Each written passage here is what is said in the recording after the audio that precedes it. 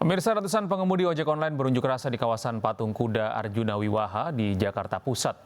Mereka protes penentuan tarif oleh perusahaan aplikator yang dinilai kian anjlok. Yang malam kita ngebit. Massa yang terdiri dari kumpulan pengemudi ojek online berkumpul di kawasan Patung Kuda Arjuna Wiwaha, Jakarta Pusat. Mereka menggelar aksi dan menuntut sejumlah hal kepada perusahaan aplikator sekaligus pemerintah. Massa memprotes tarif per kilometer yang dinilai semakin murah, padahal pengemudi harus membeli bahan bakar minyak. Ya, waktu awal tarif per kilo 4.000, ya. Sekarang per kilo 2.000, nggak masuk akal. Kalau UMR tiap tahun naik, masa tarif tiap tahun turun?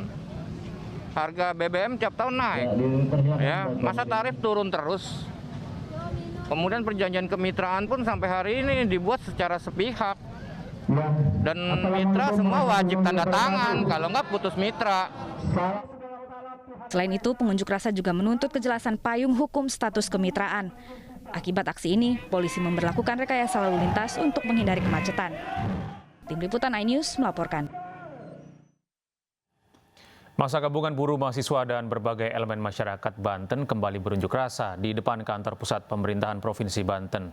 Mereka meminta Gubernur Banten untuk merevisi besar upah minimum kabupaten di Banten tahun 2022 seperti yang sudah dilakukan DKI Jakarta dan Jawa Barat.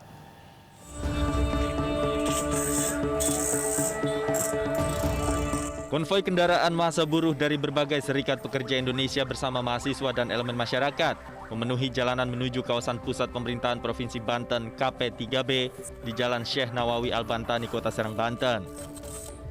Setibanya di depan KP3B, massa langsung memblokir jalan dan memasang spanduk tuntutan mereka. Dalam orasinya, massa meminta Gubernur Banten Wahidin Halim merevisi upah minimum kota kabupaten 2022 yang sudah disahkan karena tidak sebanding dengan kebutuhan ekonomi saat ini. Kenaikan UMP, karena kita sadari bahwasanya kenaikan UMP sekitar 1,09% ini tidak bisa menjamin kebutuhan buruh, karena kita melihat kenaikan inflasi dan kebutuhan pokok yang menjadi dasar kebutuhan masyarakat Indonesia sekarang justru naik pesat, dan ini juga buruh menuntut agar bagaimana UMP dinaikkan. Namun lagi-lagi justru tidak direspon dengan baik oleh pemerintah daerah Provinsi Banten, yang dimana mencirikan sifat arogansi dan tidak ataupun anti demokrasi, di mana responnya sangat membuat provokasi kepada masyarakat. Selain revisi UMK 2022, massa juga mendesak gubernur mencabut laporan ke polisi atas aksi buruh menduduki ruang Gubernur Banten beberapa waktu yang lalu. Di saat bersamaan, kuasa hukum Gubernur Banten Asep Abdullah Busro mendatangi Polda Banten untuk mencabut laporan Gubernur Banten atas aksi buruh menduduki ruang kerjanya saat demo 22 Desember 2021 yang lalu. Pencabutan laporan diawali dari itikat baik massa buruh yang menyampaikan permintaan maaf, baik tertulis ataupun langsung. Namun, beliau menghimbau agar pelaksanaan rekan-rekan buruh itu aksi demo tetap mengacu pada peraturan hukum yang berlaku, tetap menjaga ketertiban umum, ya, kemudian tidak melanggar hukum serta tidak melakukan tindakan anarkis. Selanjutnya, Polda Banten akan segera memproses pencabutan laporan dan menghentikan penyidikan terhadap 7 buruh yang dilaporkan dalam kasus ini. Ini laporannya sudah dicabut dan kami akan segera memproses berdasarkan peraturan Kapolri nomor 8 tahun 2001 tentang penyelesaian perkara melalui jalur restoratif justice. Lagi kami mengucapkan terima kasih kepada Pak Gubernur, kepada Pak Kapolda, kepada Pak Dirut yang telah mencoba mencarikan kata-kata, memberikan motivasi jalan keluar supaya ini tidak berlanjut sampai ke pengadilan.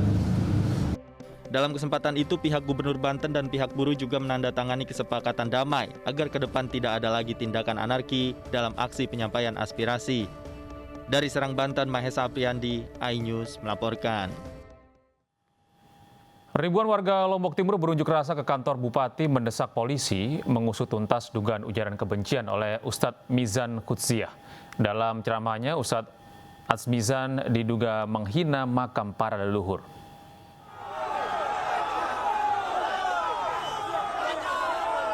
Ribuan warga Lombok Timur yang mengaku keturunan dan jamaah Tuan Guru Haji Ali Batu berunjuk rasa di depan kantor Bupati Lombok Timur, Nusa Tenggara Barat, Rabu pagi.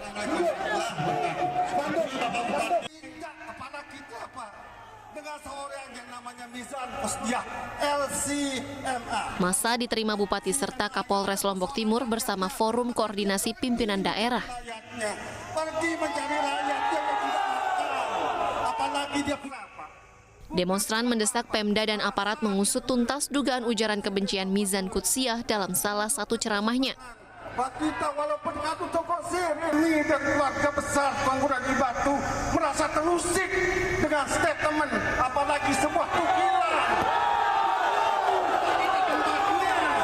Menukil barang sesuatu yang kotor yang jijik menjijikkan adalah sebuah pemikiran seorang yang paham agama yang malah menuju pada kebodohan. Itu yang kami minta pengawalan dari pemerintah. Saat ini Ustadz Mizan Kutsiah telah ditahan polisi demi keamanan dirinya dan untuk mempermudah proses penyidikan. Polisi meminta masyarakat tenang dan tidak main hakim sendiri. Pada Tuan Guru, saya mempersilahkan. Saat ini pihak kepolisian Polda Nusa Tenggara Barat, Polres Lombok Timur sedang melakukan proses penegakan hukum terkait dengan ujaran kebencian yang terjadi. Saya meminta kepada Bapak Ibu sekalian untuk menahan diri, tidak main hakim sendiri, percayakan bahwa kita hidup di negara kesatuan Republik Indonesia adalah negara berdasarkan hukum. Kita tidak boleh main hakim sendiri. Penegak hukum saat ini sedang bekerja dan silakan nanti ikuti perkembangannya, akan kita sampaikan kepada seluruh masyarakat. Gelombang protes dan aksi massa beberapa hari belakangan muncul di Nusa Tenggara Barat. Usai Ustadz Mizan Kutsiah diduga menghina makam leluhur dalam salah satu ceramahnya. Dari Lombok Timur, Nusa Tenggara Barat, Ramli Nurawang, iNews melaporkan. Sebelumnya pemirsa, ceramah Ustadz Mizan yang viral di media sosial memicu penyerangan di Pondok Pesantren As-Sunnah, Lombok Timur pada Minggu dini hari lalu. Ustadz Mizan pun dilaporkan ke polisi atas kasus dugaan ujaran kebencian dan kini telah ditahan.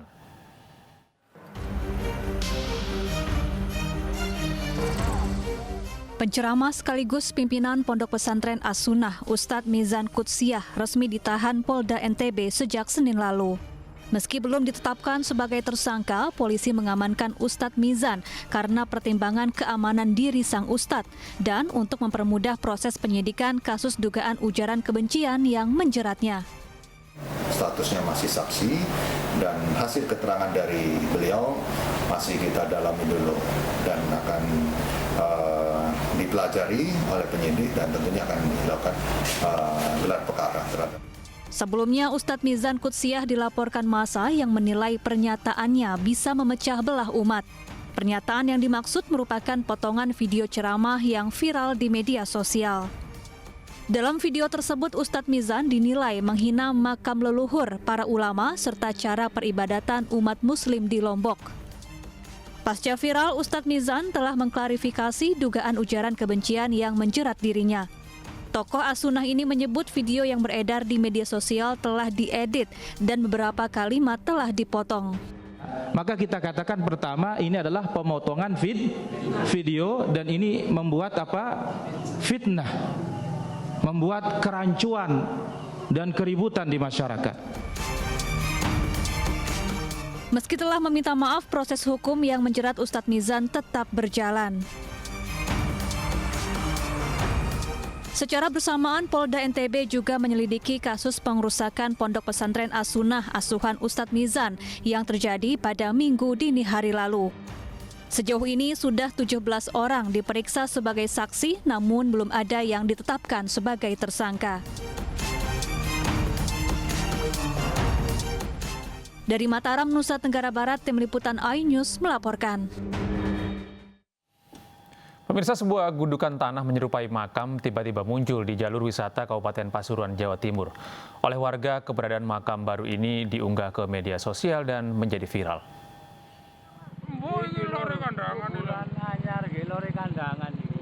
Inilah gundukan tanah menyerupai makam yang berada di samping jalur wisata yang menghubungkan Dayurejo Jetak, tepatnya di Desa Bulu Kandang, Kecamatan Prigen, Kabupaten Pasuruan, yang direkam oleh pengguna jalan. Video ini pun diunggah ke media sosial dan menjadi viral. Gundukan tanah serupa makam ini memiliki 2 batu nisan, bertabur bunga, dan menghebohkan warga. Ini tahunya saya dapat dari grup WA, Pak. Kok tahu-tahu ada makam di pinggir jalan. Kaget ya? Ya kaget, Pak. Setelah dikonfirmasi, perangkat desa setempat membenarkan keberadaan makam tersebut. Namun makam ternyata palsu. Makam tersebut dibuat secara gotong royong sebagai bentuk akumulasi kekecewaan warga setelah banyaknya sampah di lokasi yang dibuang oleh orang tak dikenal. Setelah dilakukan musyawarah desa yang dimediasi oleh polsek setempat, makam pun dibongkar.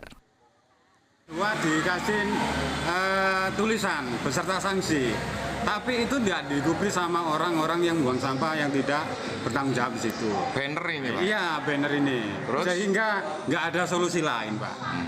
Ya, solusi inilah dari orang-orang masyarakat kita, Pak RT, Pak RW menanam semacam benda kayak makam. Ini menghimbau kepada orang-orang yang membuang sampah sembarangan di lokasi ini agar tidak melakukannya.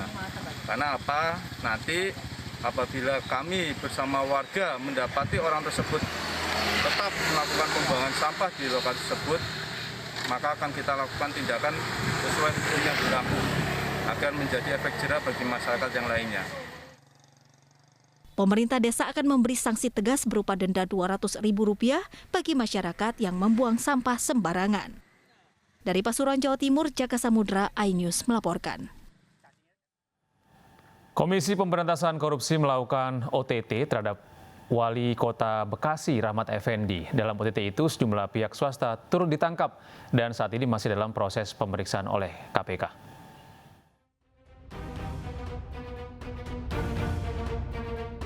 Wali Kota Bekasi terjaring operasi tangkap tangan Komisi Pemberantasan Korupsi di Kota Bekasi.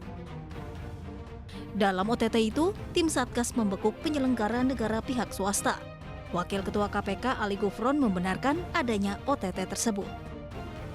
Benar, KPK telah melakukan tangkap tangan di wilayah Bekasi, Jawa Barat sekitar jam 13 sampai 14 siang ini.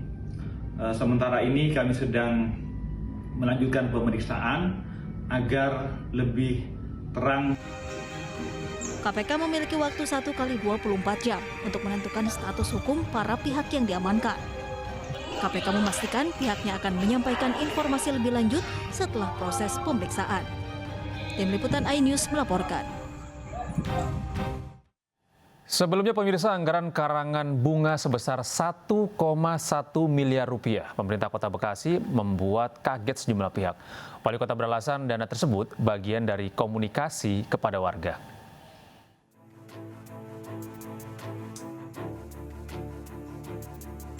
Anggaran pendapatan belanja daerah Kota Bekasi tahun 2022 menjadi sorotan publik. Publik menyoroti pengadaan anggaran karangan bunga sebesar 1,1 miliar rupiah. Seperti yang tertera dalam laman lelang LPSE Kota Bekasi, pengadaan dilakukan oleh pemerintah kota dan sumber anggaran dari APBD Kota Bekasi tahun 2022. Wali Kota Bekasi mengaku pemberian karangan bunga merupakan bagian perhatian pemerintah kepada warganya. Warga itu tidak minta secara khusus wali kota datang, atau biasanya kalau orang datang itu kan dikirim bunga aja udah senangnya, bahagianya udah luar biasa. Jadi jangan dilihat nilainya, tapi dilihat bentuk daerah, kepala daerah itu perhatian terhadap hubungan dengan warganya. Meski dianggap sebagai bentuk perhatian kepada warga, namun pengadaan anggaran karangan bunga dengan harga 1 miliar rupiah lebih dinilai terlalu besar dan menghamburkan dana. Terlebih di saat ini masyarakat terdampak akibat pandemi COVID. Dari Bekasi, Jawa Barat, Rahmat Hidayat, iNews melaporkan. Pemirsa, aksi dan cuitan Ferdinand Huta Hayan kerap jadi kontroversi dan mendulang sorotan. Mulai dari pengumuman pengunduran dirinya dari Partai Demokrat, cuitan infrastruktur langit yang menyindir Wakil Presiden Ma'ruf Amin hingga kritikan pada Presiden Joko Widodo.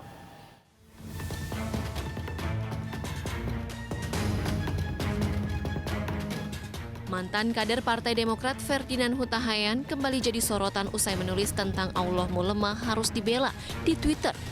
Namun tak hanya itu, sebelumnya aksi Ferdinand kerap mendulang ragam tanggapan warganet. Ferdinand yang bergabung di partai berlambang Mercy sejak tahun 2017 pernah mengumumkan pengunduran dirinya dari Partai Besutan Susilo Bambang Yudhoyono.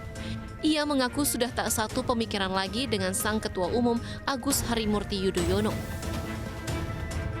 Pada Mei tahun lalu, Ferdinand pernah mengkritik Presiden Joko Widodo terkait pelonggaran pembatasan sosial berskala besar. Menurutnya, sebelum pelonggaran PSBB sudah terjadi relaksasi di lapangan. Ferdinand juga pernah membuat heboh dengan kicauannya mengenai infrastruktur langit 2019 lalu. Cuitan itu dinilai menghina Wakil Presiden Ma'ruf Amin.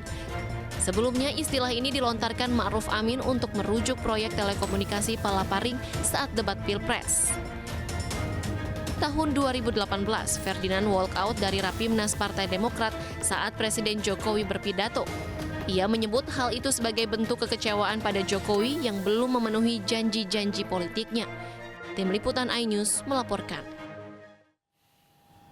Ketua Majelis Hakim Pengadilan Negeri Jakarta Pusat menolak eksepsi yang diajukan kuasa hukum IGD Ari Astina alias Jering. Sidang akan dilanjutkan minggu depan dengan agenda pemeriksaan saksi dari Jaksa Penuntut Umum.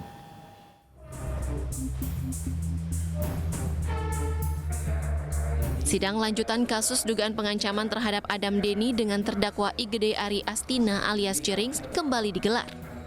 Ketua Majelis Hakim Pengadilan Negeri Jakarta Pusat menolak eksepsi yang diajukan kuasa hukum IGD Ari Astina alias Jering. Majelis Hakim memutuskan kasus dilanjutkan ke tahap pemeriksaan saksi dari Jaksa Penuntut Umum. Terdakwa IGD Ari Astina alias Jering tersebut tidak dapat diterima. 2. Memerintahkan penuntut umum untuk melanjutkan pemeriksaan perkara nomor 709/Pinsus/2021/PN Jakarta Pusat atas nama terdakwa tersebut di atas. Sidang lanjutan akan digelar pada Rabu 12 Januari 2022 dengan agenda pemeriksaan saksi secara offline atau menghadirkan terdakwa Jering ke dalam persidangan. Kasus ini bermula saat Adam Denny meminta Jering membeberkan bukti ke publik terkait tuduhan banyak artis menerima uang karena mengaku terpapar corona. Tak lama berselang, akun media sosial Jering hilang dan menuduh Adam Denny menghapusnya. Jering kemudian menelpon Adam Denny dan dugaan pengancaman terjadi melalui sambungan telepon. Dari Jakarta, Sofyan Firdaus, iNews melaporkan. Ya pemirsa, untuk kedua kalinya dalam persidangan, kata sopan menjadi alasan seorang terdakwa mendapatkan keringanan hukuman. Setelah Rachel V-nya, kini Gaga Muhammad dituntut 4 tahun 6 bulan penjara dalam kasus kecelakaan yang menyebabkan Laura Anna lumpuh hingga akhirnya meninggal dunia. Saudara juga dituntut agar dipidana penjara selama 4 tahun 6 bulan. Gaga Muhammad dituntut 4 tahun 6 bulan penjara dan denda sebesar 10 juta rupiah, subsidiar 2 bulan penjara dalam kasus kecelakaan yang menyebabkan selebgram Laura Anna luka berat. 2 tahun bertahan dan berjuang mendapat keadilan atas kecelakaan yang menimpanya hingga lumpuh, Laura Anna meninggal dunia pada tanggal 15 Desember 2021 lalu. Gaga terbukti lalai saat mengemudikan mobil dalam kondisi mabuk. Jaksa Penuntut Umum merinci beberapa hal yang meringankan tuntutan terdakwa. Salah satunya karena Gaga dinilai sopan selama proses persidangan berlangsung. Gaga juga dinilai telah menyesali perbuatannya. Usianya yang muda sehingga dapat memperbaiki perilakunya di kemudian hari, bahkan turut menjadi alasan JPU meringankan hukuman Gaga. Ya aku kurang ngerti soal hukum, cuman kalau 4 tahun buat aku kurang sih. Aku ngedengar mungkin 10 tahun. Sidang lanjutan Gaga Muhammad diagendakan pada tanggal 10 Januari 2022 dengan agenda pembacaan pledoi. Tim Liputan iNews melaporkan.